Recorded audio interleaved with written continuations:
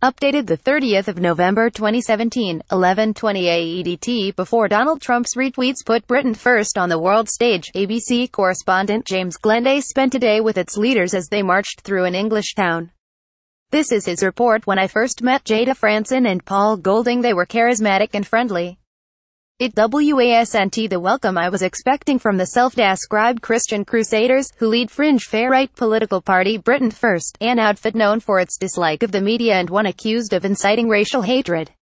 "We want Islam banned in the UK," Ms. Fransen told me, as she prepared to lead 150 supporters on a controversial march through the English town of Telford. "We don't see why we should have to implement Sharia law in Sharia courts and have people wearing burqas, Islamic schools, mosques everywhere in our Christian country." Members of Britain First claim Islamist terrorist attacks in Europe, Brexit and Donald Trump's election have helped make their views more main. Several believe the United Kingdom is headed for a holy war and most fear white British people will soon be a minority. "That's the way things are going. Muslims are outbreeding native British 10 to 1, Mr. Golding said. They are going to be a majority within a few decades. It's going to lead to civil war. The bigger the Muslim population becomes, the more terrorism, Sharia law, the more problems that come along with them, Muslim grooming gangs. That's why we're here today."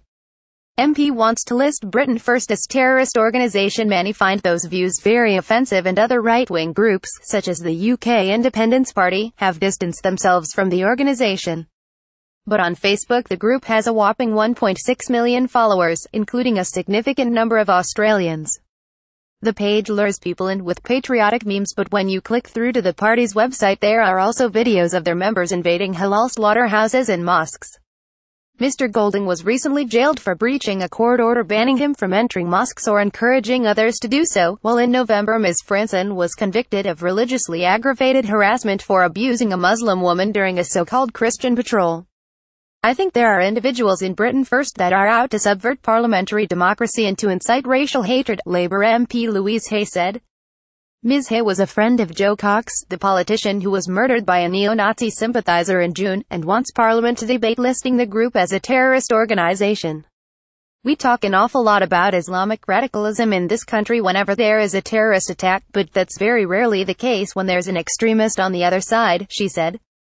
When Thomas Mayer murdered Joe, he was described as a loner with mental health problems. Well, he wasn't. He was directly radicalized by the farright movement in this country. Fairly low membership despite its large social media presence. Britain First regularly struggles to get more than 150 people at public events. Total membership is probably fairly low.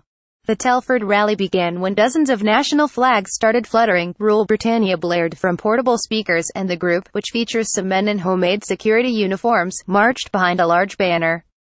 Within 5 minutes, there was trouble as Britain First came face-to-face with a counter-demonstration by anti-fascist protesters, who chanted, "Nazi scum off our streets." More than 600 police just managed to keep the two groups separated, but a brick was thrown, sticks and insults flew, a woman was injured and there were a few arrests.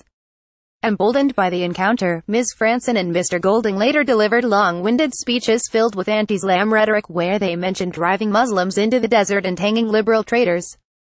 In the middle of it all, they paused briefly for the Lord's Prayer.